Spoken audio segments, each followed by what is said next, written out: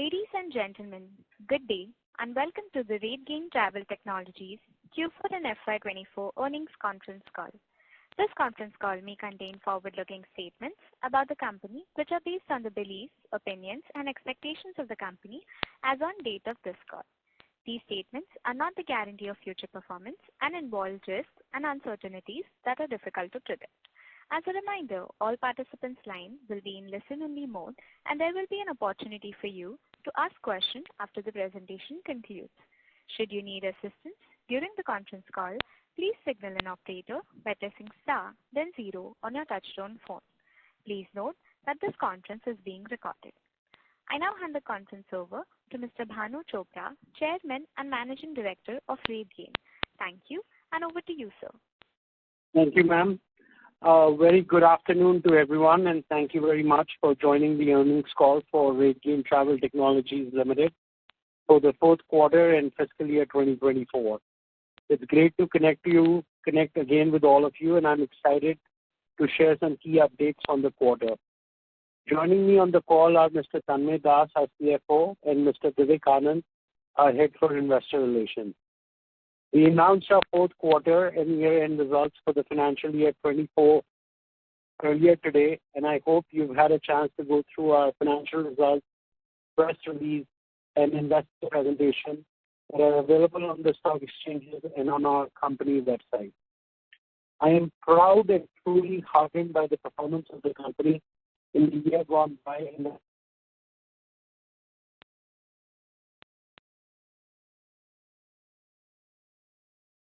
FY24 has been a transformative year for Rategain as the company continues to build and capture the opportunity across the travel and hospitality industry. While performance across some of the business verticals has been particularly strong, as Rategain continues to capture growing share of the wallet across key customers, one of the key standouts in the past year has been the performance of Adara, which has been a great outcome of our focused M&A strategy. This will continue to be a key growth driver for us as we continue to see interesting opportunities become available in line with our vision to build an integrated tech stack focused on maximizing revenue for our customers.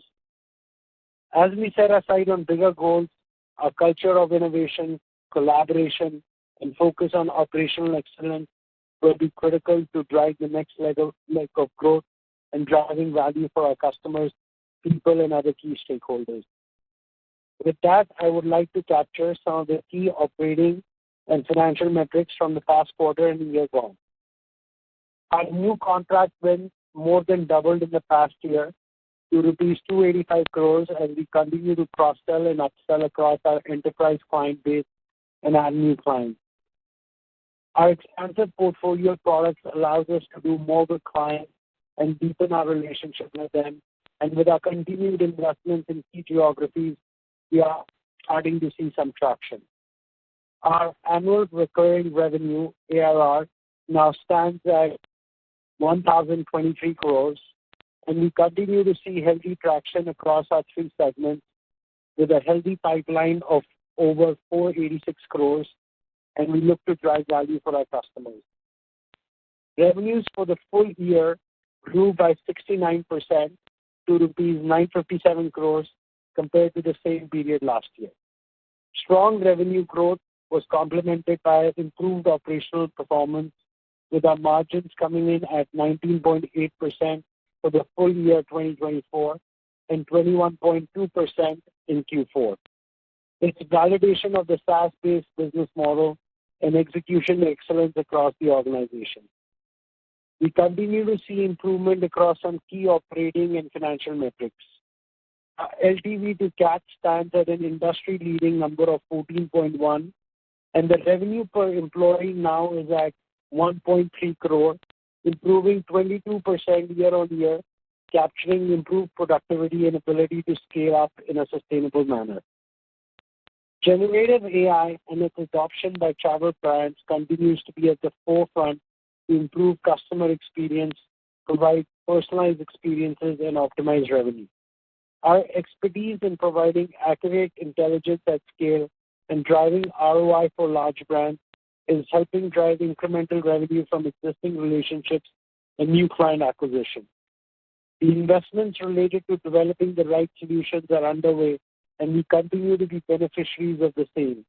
We've also adopted certain use cases of utilizing AI for more efficient data analysis to be able to handle more volumes, and within our brand engagement offering, leveraging the vast repository of social media data to drive better outcomes for our customers and do it efficiently.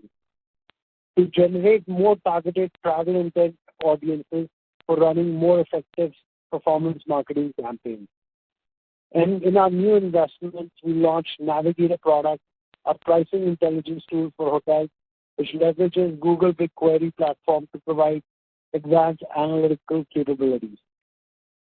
On the state of industry, global travel industry continues to see steady demand buoyed by easing macro conditions and people's growing inclination towards travel and having new experiences continues to be a priority. Recent surveys, including one by leading global consultancy, represents a healthy increase in consumers' wallet share towards recreation and leisure travel over the previous year. Skift Travel Index continues to hold steady despite some seasonal softness in March, with Asia Pacific and other key countries showing healthy traction. Overall outlook for the rest of the 2024 appears to be on track, with signs of continued growth and stabilizations across different regions and sectors. The shifting industry dynamics include data privacy laws and evolving consumer behavior, is driving change along with adoption of new technologies and attracting new investments into the industry, which is further unlocking new opportunities for players like Rategain to consolidate their position through product innovation and acquisitions, and to have a larger share of a thriving market as the industry looks at adopting technology to more effectively engage with travelers. With that, I will now briefly touch upon the performance across each of our business units. The DaaS business contributed to 32.9% of the total revenue for fiscal year 24. This unit grew at a strong pace on the back of healthy traction with key enterprise accounts and addition of new logos across airlines, OTAs, car rentals, and cruise liners. As you might have seen from recent press releases, we've added some great logos in our air segment, and it continues to be a key growth driver within our DaaS vertical. We continue to make inroads with key clients across both OTA and car segments, deepening relationships with large enterprise brands. As I mentioned, we launched a unified rate insights platform for hotels, Navigator. And with this, we have in place a more wholesome offering for commercial teams at hotels to maximize their RevPAR and for us to make inroads within this space. Given our ability to deliver large volumes of data, we continue to see incremental volume demand coming from our existing enterprise customers, driven by strong travel demand and product innovation. We expect this trend to continue to drive growth for our DaaS segment in the near term. Our distribution segment accounted for 22.1% of our total revenue. We were recognized as an elite connectivity partner by Expedia for the second year in a row, which is a validation of the high-quality product and customer service we provide to our hotel partners. Along with this, we also established key partnerships with HotelKey and Oracle Marketplace that will further expand our footprint. We continue to see further opportunities with large hotel chains as they undertake digital transformation projects to modernize their distribution ecosystem and optimize their presence across channels. We witnessed good traction for our RevMax platform with mid-sized chains in the APAC and Middle East and continue to focus on scaling this up in the coming quarters. We continue to add further features to create best-in-class products. Our MarTech business contributed to 45% of our total revenues for fiscal year 24, backed by healthy growth in the paid digital marketing segment and continued traction in our social media management segment with some leading hospitality brands in the North America geography. Cases focused efforts from the team, we carry forward the sales momentum with key closures and healthy pipeline growth. As there is an increased focus from owners and C-suite on driving direct ROI, our paid digital media offering continues to see increased traction with hotel chains across Europe and APAC region. Also, with recent changes to Digital Markets Act and Google changing settings on campaign management, there is an opportunity for our product around performance marketing and how we can help drive more traffic for our hotel partners. As we move towards having an integrated paid digital media offering, the value we are driving for large travel brands basis the strength of the travel intent data is really allowing us to drive market share within the DMO segment and across large enterprise brands, across airlines, car rentals, entertainment parks, and hotels, making Rategain the partner of choice. Adara recently also won an ITSE award for the best emerging technology integration for our innovative digital marketing solution for our DMO client within St. Pete Clearwater. We continue to make investments towards our product, including the recently launched enhanced measurement capability that helps differentiate our offering and further strengthen our unique value proposition for our DMO clients. We've strengthened our senior leadership team in the past year as we look to drive the next leg of growth for the company. I've announced several hires in the past few calls, and recently we've hired Hari Palapati as the Senior VP Technology at Adara. Hari is a seasoned technology leader with over 2 decades of experience driving innovation across diverse industries. With a proven track record of success working with and consulting for leading organizations like IBM, the World Bank, Cisco, BigBasket.com, and Azira. As we complete another quarter with remarkable achievements, I'm thrilled to share our outstanding milestones on the people front. We continue to see improved attrition rates, which now stand at a new low of 11.6%, reflecting our strong commitment to retaining and nurturing top talent. Our focus remains to nurture talent, promote from within, and creating a diverse, inclusive, and equitable culture that propels us forward. We're building a future-ready workplace with a new-age HR information system and bringing innovation in all areas. My heartfelt gratitude goes to our dedicated employees for their unwavering commitment and hard work, which continues to drive Rategain's success. We look forward to an exciting future and the journey ahead. With that, I'd like to now ask our CFO, Mr. Tanmay Das, to take you through the performance of Q4 and the fiscal year. Thank you, Bhanu, and a very warm welcome to everyone on this call. I'm delighted to report that the company has delivered another quarter of strong performance with robust revenue growth coupled with strong margin expansion, clearly demonstrating the value we are delivering to our customers. The resilience of our business model with strong execution from the team has seen significant improvement across key operating metrics, including customer retention, revenue diversification, and improving free cash flow. With focused execution, we witnessed doubling of our contract wins in the past year, powered by healthy growth from key markets and a strong demand for our products in emerging markets, positioning us well for future growth opportunities. As Bhanu mentioned earlier, a clear standout for us in the past year has been the exceptional performance of Adara, which has been a great complementary addition to the Rategain ecosystem. The turnaround and the synergies from this acquisition is a validation of our M&A playbook and focused inorganic growth strategy to further consolidate our leading position within the travel tech space and drive value for our customers. Some of the key financial and operating highlights from the past fiscal year are below. At the start of the year, we had given a guidance of 55% growth. Happy to state that a company reported a record revenue of 957 crore with a year-over-year growth of 69.3%. This was on the back of strong growth across our DaaS and MarTech verticals, growing at 94% and 106% respectively. Our distribution vertical witnessed a lower growth at 9% on the back of certain one-time season integration that were booked last year and volume pressure on the certain demand partners. With recent monetization of large contract win in distribution underway and a healthy order book and pipeline, we expect growth to pick up going into FY2025. Again, at the start of the year, we had given a guidance of 17.5% EBITDA margin.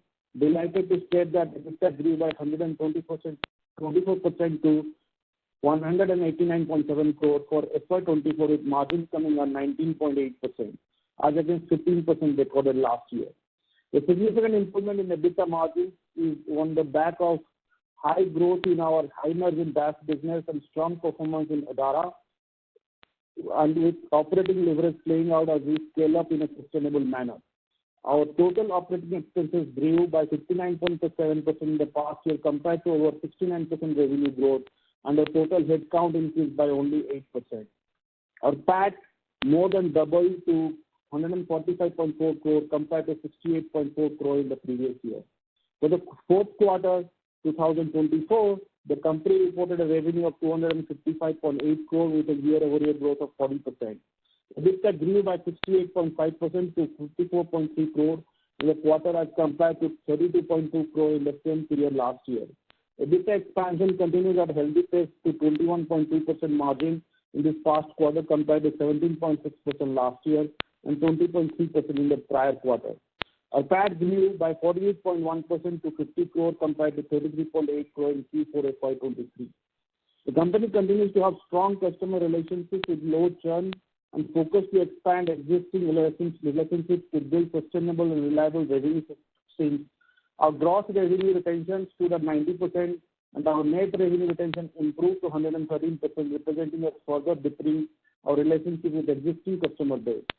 Our customer base expanded in the past year to 3,279 customers.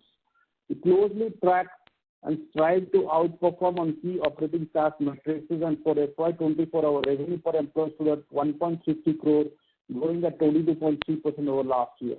With continued traction across key customer segments and sharpened focus from our teams, our current pipeline stands at 486.2 crore. We also improved the quality of our revenue and further diversified our revenue base with top 10 customers contributing to 28.3% total revenue, down from 32.2% in the previous year, and subscription-based revenue improving to 60.7% of total revenue. Our cash flow generation has improved significantly compared to last year. The cash flow from operations stood at 151.8 crore for FY24, up 2.9x compared to the 52 crore generated in the previous year. Our DSO improved from 100 days in last year and 78 days in last quarter to 73 days at the end of this year. We continue to have a strong balance sheet with our net worth up over 2x to 1,450 crore compared to last year on the back of increased profitability and recent capital raise of 600 crore. Our cash and cash equivalent balance as at quarter end stood at 1,082 crore. In terms of guidance for FY25, at a larger base now, we expect to grow 20% in FY25 and improve our EBITDA margins by 100 to 200 basis points. Our M&A playbook plays a significant strategy is one of the significant strategies, and we hope to add further through M&A for revenue growth. With that, I would like to conclude my update, and we are happy to open the floor for questions. Thank you very much. We will now begin the question and answer session. Participants present on the audio bridge who wish to ask a question may press star and 1 on their touchtone telephone. If you wish to remove yourself from the question queue, you may press star and 2. Ladies and gentlemen, we will wait for a moment while the question queue assembles.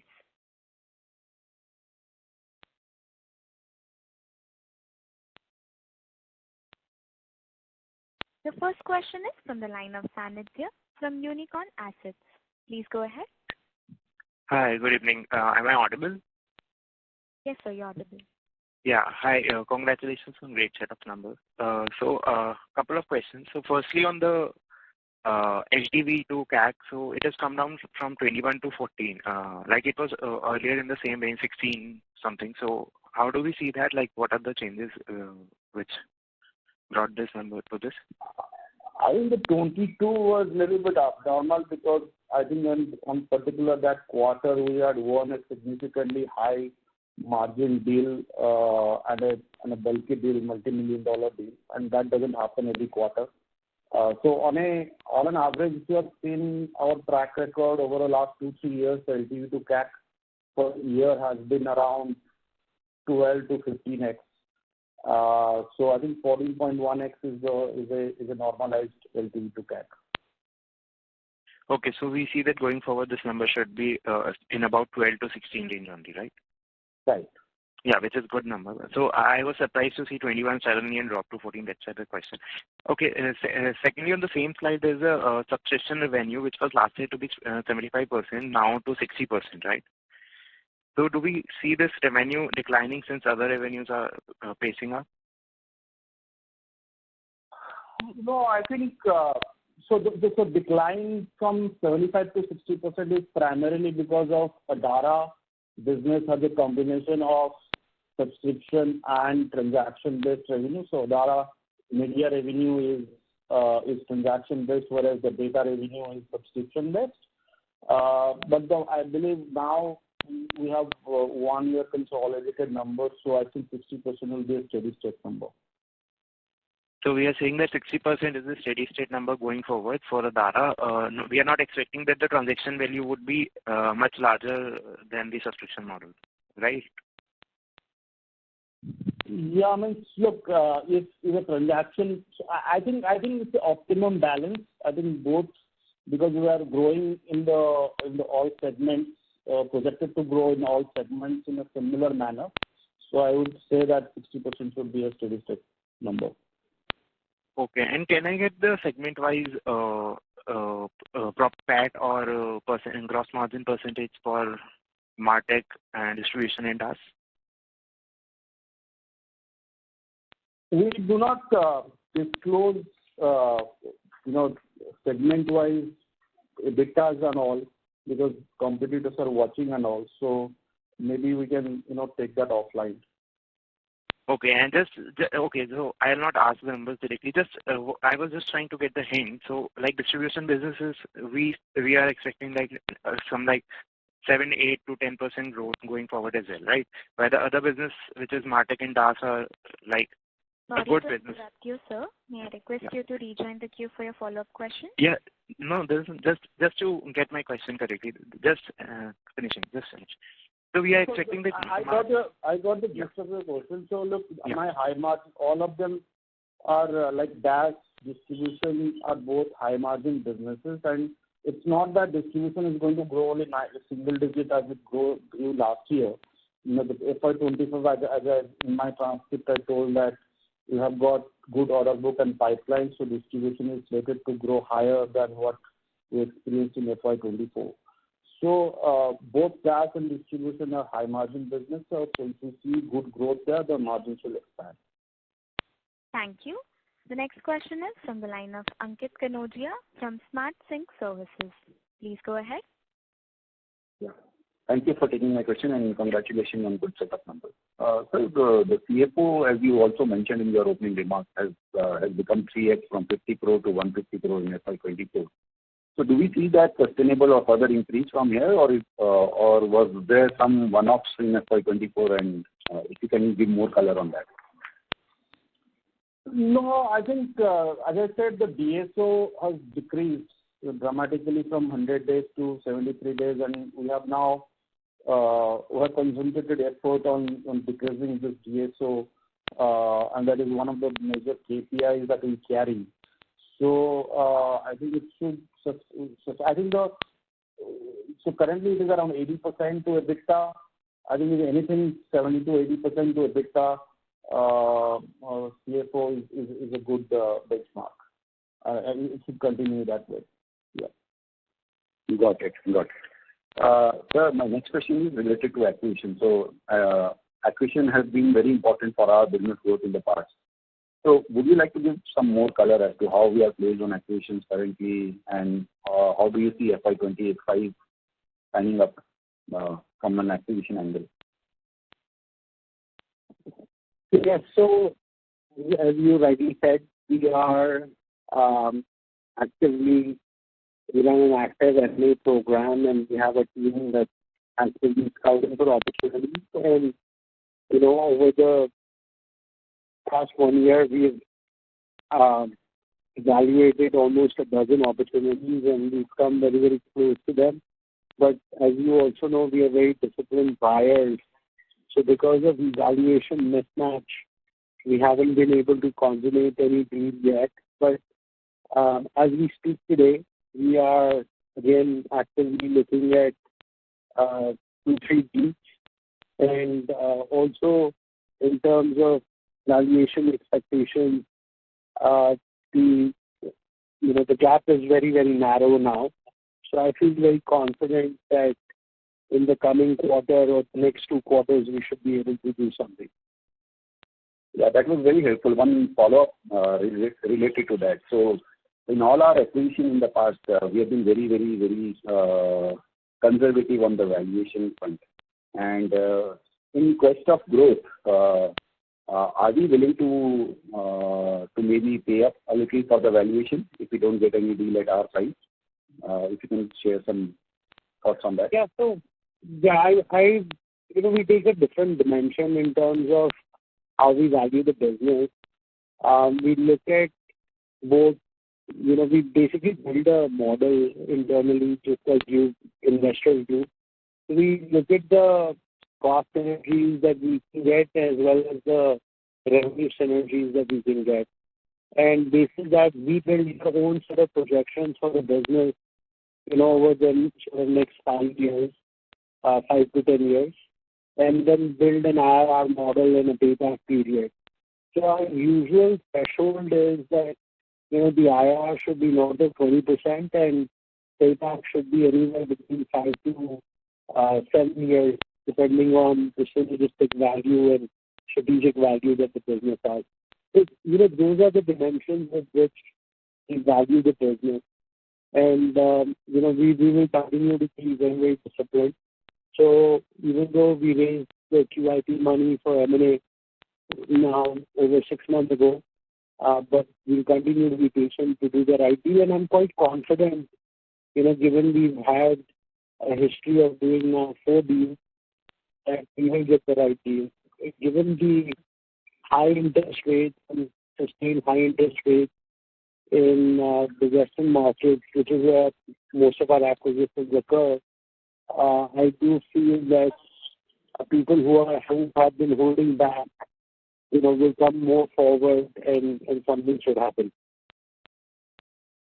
Thank you so much, sir. That was very helpful. All the best, and I'll come back in the queue. Thank you. Thank you. Thank you. Ladies and gentlemen, in order to ensure that the management is able to address questions from all the participants, please limit your question to 2 per participant. The next question is from the line of Ranodeep S. from MAS Capital. Please go ahead. Yeah, thank you for the opportunity. I wanted to understand we are now close. May I request you to please use your handset? Is it better now? Yes, sir. Please go ahead. Yeah. Thank you for the opportunity. Wanted to understand we are close to 1,000 crore revenue now. And if I have to marry this to the point of global tech travel industries at $90 billion, what are our aspirations from a market share point of view in the near term? So you're absolutely right. Overall tech spend is about 90 billion, and the area of tech that we operate in, usually there is front office, mid office, and back office. We operate in the front office arena, and the TAM for that is about 7.5 billion. So if you look at our size, it's still, quite low compared to the $7.5 billion TAM that we are after. So I would say our penetration is quite low, and the aspiration is to gain significant more growth. And ultimately, the aspiration is to grow this company into $1 billion in revenue.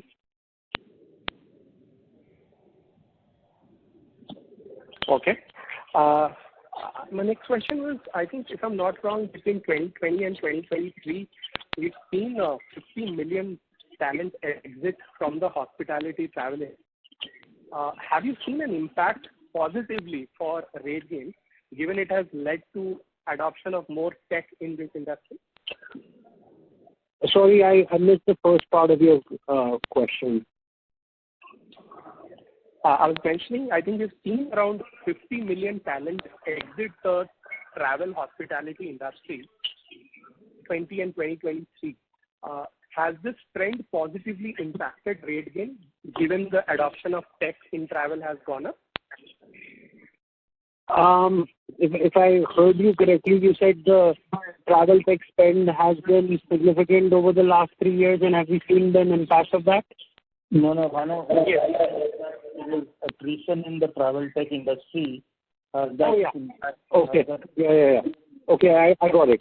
So yes, we've been actually big beneficiaries of that because people want to, rely less on labor and be more digitized.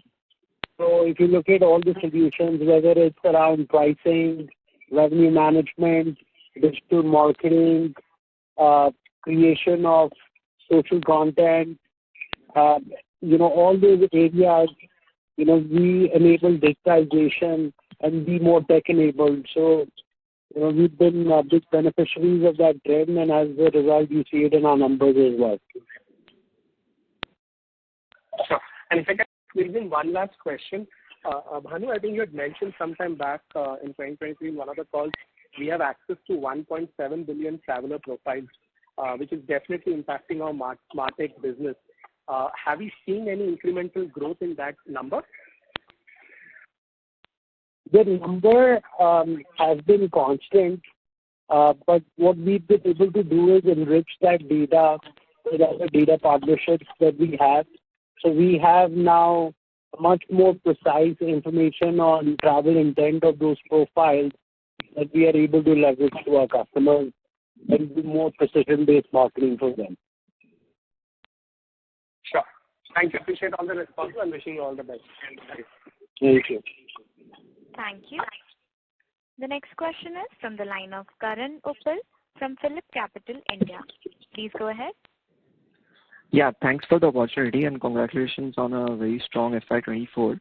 Now coming to the quarter, firstly on employee cost, Tanmay, employee cost declined in absolute terms while the number of employees increased on a quarter-on-quarter basis.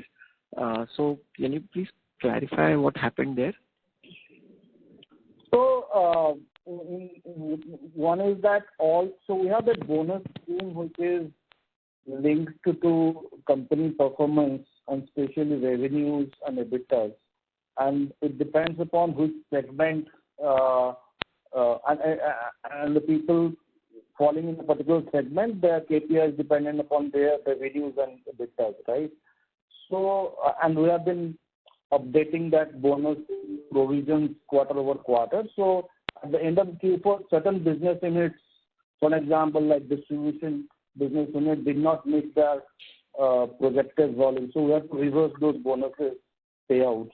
So that's why you will see a true up in Q4. Okay, got it.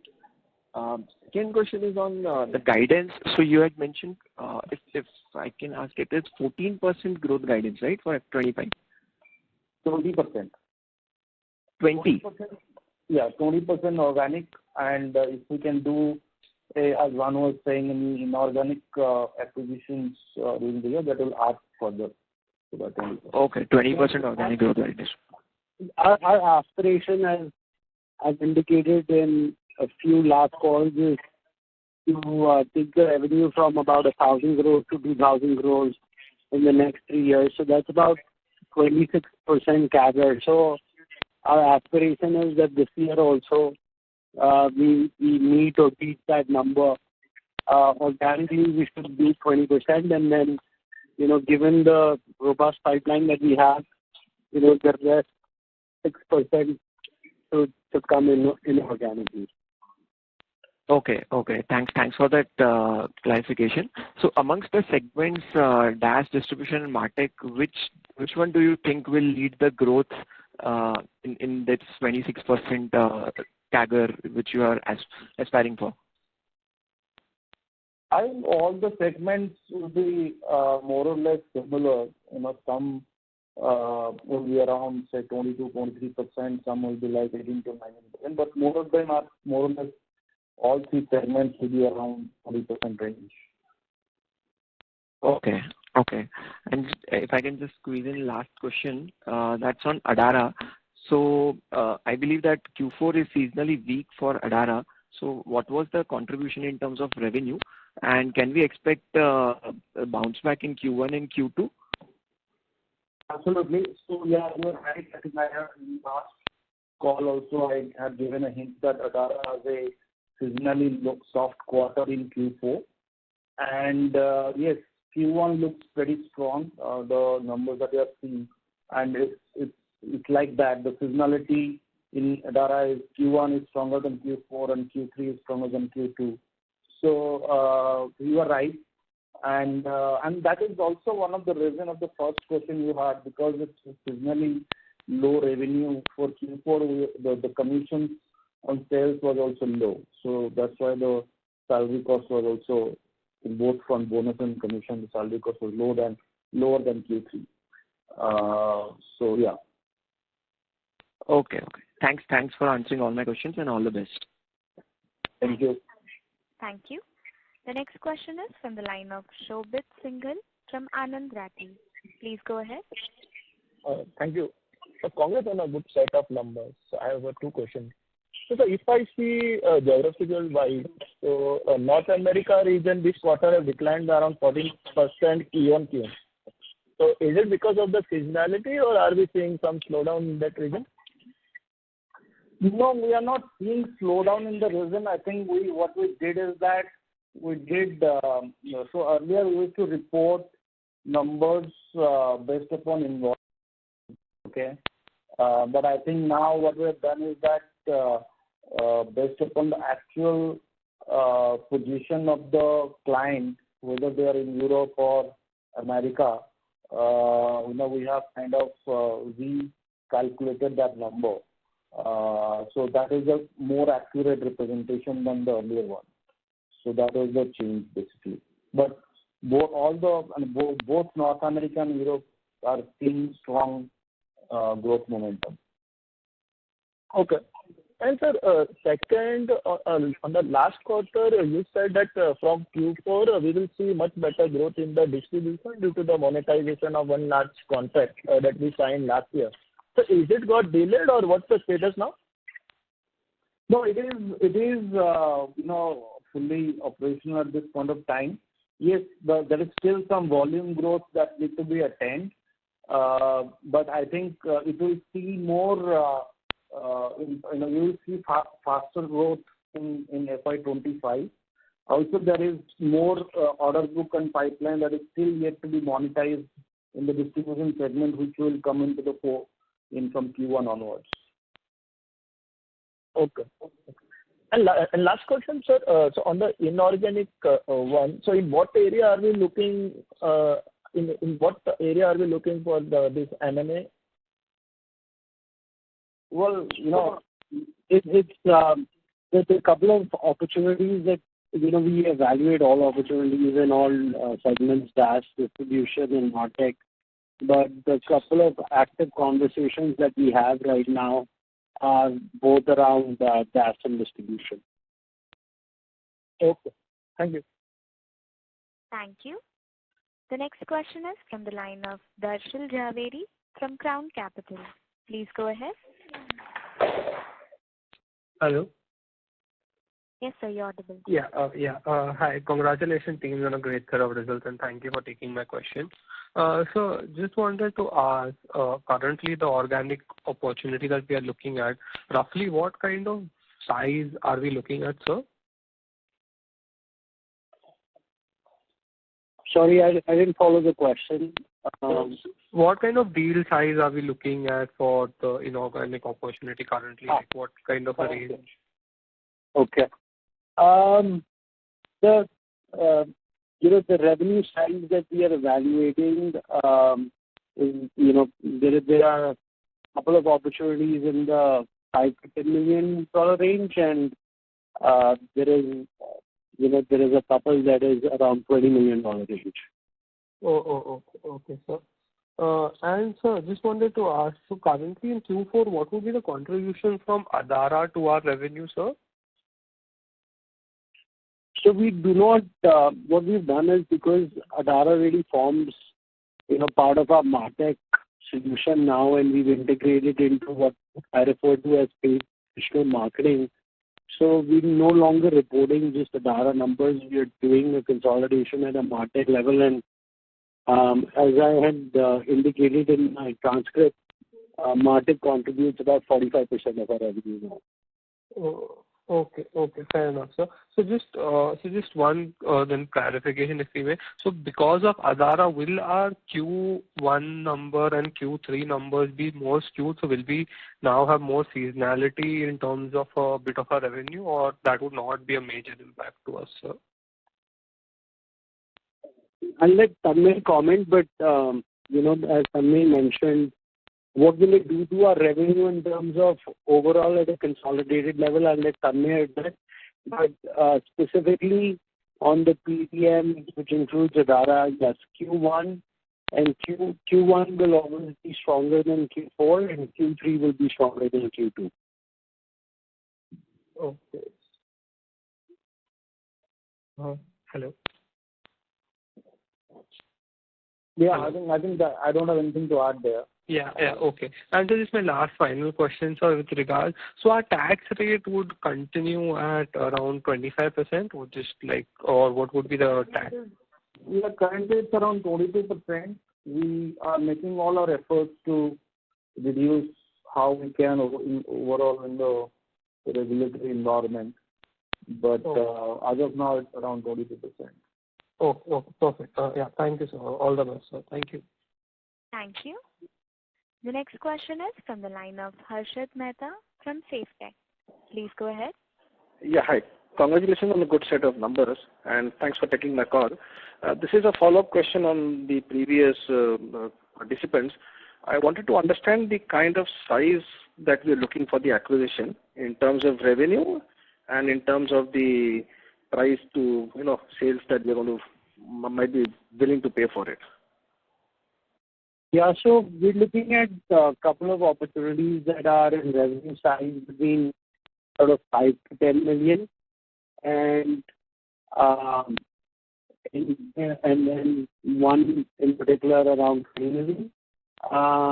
In terms of what we are willing to pay, something that I talked about earlier also is that we don't look at the company on a standalone basis. We look at the company, what is it, where does it, how does it fit in with us, and what are the cost synergies, and what are the revenue synergies, and basis that, we determine what is the IRR, and, we look for a payback of, like I said, between 5 to 7 years and the synergistic value.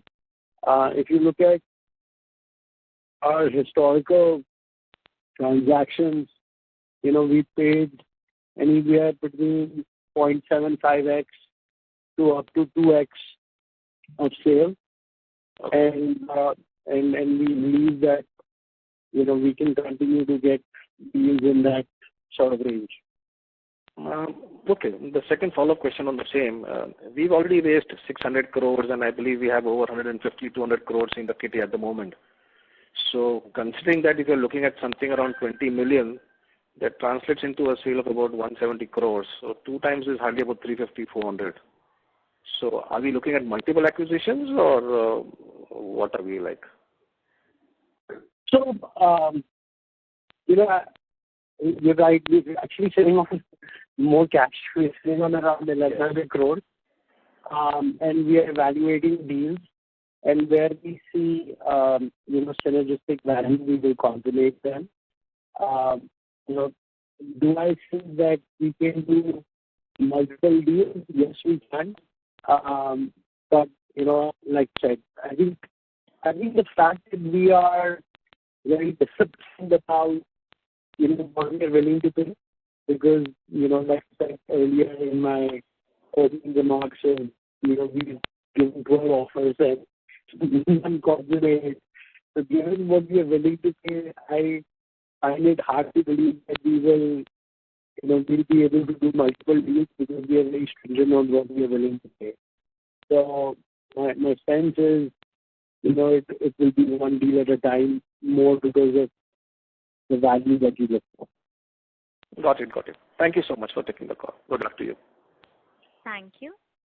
The next question is from the line of Pronil Nandu from Edelweiss Public Alternative AM. Please go ahead. Yeah. Hi, Banu. Thank you for taking my question. Couple of questions. First one is on Adara. While you're not giving out the numbers in terms of what Adara did, but when you acquired Adara and the kind of use case that you had in mind for Adara, now since then there have been few quarters which has passed, and in terms of regulatory environment in developed markets or in the rest of the places, it has only got stringent when it comes to data privacy, data protection. So do you think that, Adara acquisition and the kind of use cases or the kind of opportunity size that we had in mind when we acquired it, and right now there has been a growth in terms of opportunity size, and also where are we in terms of, in terms of extracting the synergic benefit from that deal? Are we 50% there, 70% there? Just some rough idea would help me. Yeah. It's a great question. So first off, in terms of meeting our expectations, I would say it exceeded our expectations to the power of 2 because, the growth has been pretty fantastic, and we acquired the company was declining in revenue and also was at minus 20% EBITDA. And, the whole business case that I continue to make around these acquisitions and building capabilities is that Rategain is a great platform because we work with all the top. Interrupt you, sir. There is a break in your voice. Are you near to your mic? Yeah. Can you hear me? Yes, sir. Okay. Continue. So, yeah, I was saying that, that the Adara expectations have been exceeded by a power of 2.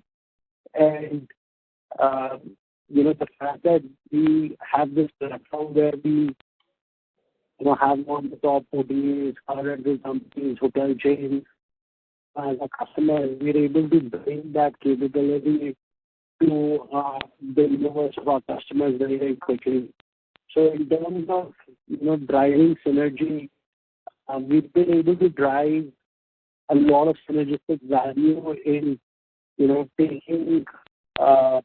taking out a lot of the cost synergies by, taking shared services out in terms of HR, finance, and marketing out of India.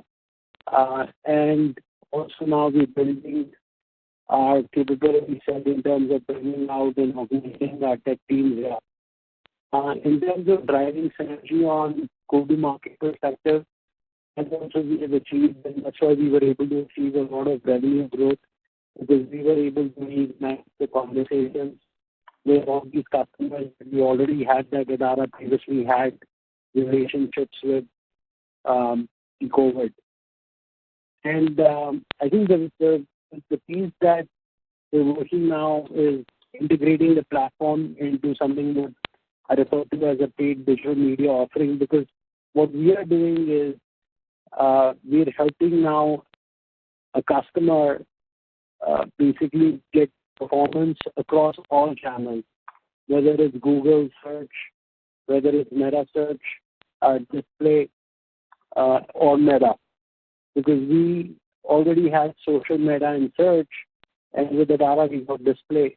So now we have one unified platform that we can take to the customer, engage up and down any of these channels to drive the maximum return on ad spend. So that unification of the platform, that process is underway, and that's where we'll be able to drive a lot of synergistic value for our customers also. Thanks a lot, Banu, for giving me that clarity. Now the second question is again on mergers, M&A, right? And you have done a fantastic job in the past in integrating and growing some of these mergers and acquisitions. Now you did a QIP, right, which helped you to gain 600 crores. But that also led to a dilution of your own stake, right, or promoter stake by around 4.5%. So going ahead, right, do you want to ensure that you can probably acquire the businesses through the cash flow that is generated from the business, so you don't have to dilute the stake, or any other minority investor do not have to dilute the stake? And generally, right, I mean, what do you have, what is the template that you have in mind, because some of these tech companies have done acquisition and grew, tremendously. They are serial acquirers, so to say. So what do you have in mind in terms of what is the template, which is the company that you look up to in terms of integrating these, acquisition and ensuring that, there is a value for both the players, right? Because as you mentioned, right, I mean, you have a platform which helps the company you are acquiring also to probably grow. So just some thoughts, some qualitative color on your thought process in version would be great. Yeah. So, you asked what's a company that we admire. So there is a company called Constellation Software. I think they've done a remarkable job. I think they acquire like a company every other day. They do over 100 acquisitions a year. And the company is now, I believe, 60 billion in market cap. And, a lot of our inspiration comes from how they integrate.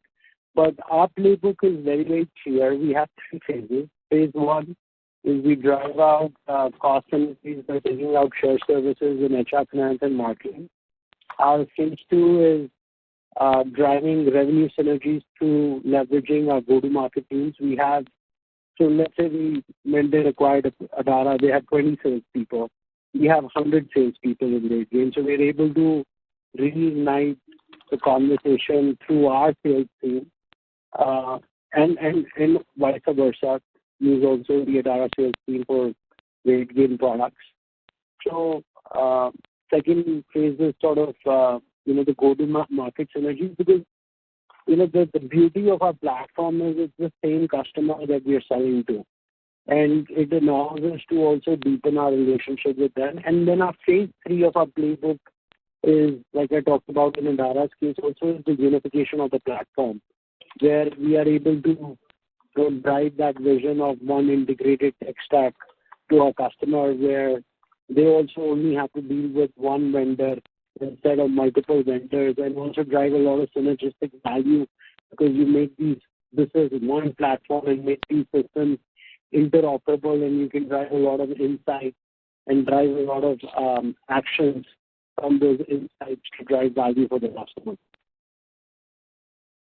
Thank you. Just a follow on, right? I mean, do you have any kind of floor of your own stake in mind below which you don't want to go, even if there is a good acquisition which is there in the pipeline?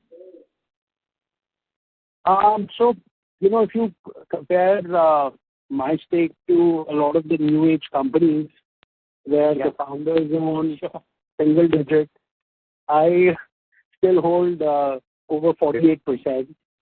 So I am very comfortable, to continue to grow the company. My aspiration for the company is to be $1 billion in revenue. So, obviously I want to be mindful about my dilution from here on, because as you mentioned, I've diluted now. And I do believe that the company is extremely cash generative. We have 1,100 crores of cash, and if we look at our past quarter performance, we did 50 crores. So we are at a 200 crore PAT run rate and 0 debt. So I do believe that additional acquisitions, I do see our PAT growing quite substantially, and that our PAT will continue to feed any further acquisitions. Because if you look at the sweet spot also, most deals we've done is around that $20 million range. Not that we won't do larger, because we're sitting on a larger cash pile, but I do believe that in future a lot of the acquisitions will come, because our model is almost like a flywheel. We acquire, we use our platform to grow the business to our set of customers, drive cost synergies using India cost center, make it extremely cash generative. And if we continue to do that, I think it will generate enough cash for us to consummate additional, companies in the future. Thank you. The next question is from the line of Dhruv Agrawal from Niveshaay. Please go ahead. I'm audible, ma'am? Yes, sir. Yeah. Good afternoon, sir. Sir, I wanted to ask a question, sir. In the DAS segment, sir, from where are we able to get this pricing data that the competitor is charging, and is it legally correct to get this data, sir? Yes. So the sources of this pricing data is three sources. One is, we crawl the public sites, and given it's publicly available, it's public information, and we've been doing this for 20 years. We haven't had any legal dispute with any site owner. Second is the subscribers themselves. So when somebody subscribes to our data, we often ask them to share their data with us through APIs. And third is there are third-party data aggregators through which we buy this data as well. Okay. So can you just highlight, sir, what are these data aggregators? Like everyone can be able to get this data, no, sir? Like if any individual hotelier is able to get this data through this data aggregator, then why would anyone choose the Rategain, sir? Yeah, so it's a great question. So the data aggregators would only have subset of the data that hotel wants. So data aggregators won't be able to give them a wholesome offering where they're able to cover, OTA sites, the GDSs, as well as the brand websites. Most often, the data aggregators that we use is for GDS data. So if you look at pricing information, there's largely three sources. One is the travel agent, which is powered by the GDS. Second is the hotel's own website, and the third is OTAs, and the fourth are metas. Metas like Trivago and Kayak. Okay. Okay, right, sir. And the second question would be, sir, the gross revenue retention is 90% since last many quarters, sir. Why is the reason you think, sir, it is not going ahead of 90% to say 95% or so? And where is this client going if they are not selecting Rategain? And what steps are we taking to increase the GRR? Can you please highlight that as well, sir? Yeah. So in fact, a GRR of 90% is actually pretty healthy. If I were to talk about the benchmark number, it's more like 85%. But yes, our endeavor is to continue to, take this number north. I would say we do enjoy a much higher GRR when it comes to certain business lines as well as type of customer. So I would say our, distribution and DAS business enjoys a much higher GRR. And also, we see more churn in the SMB segment.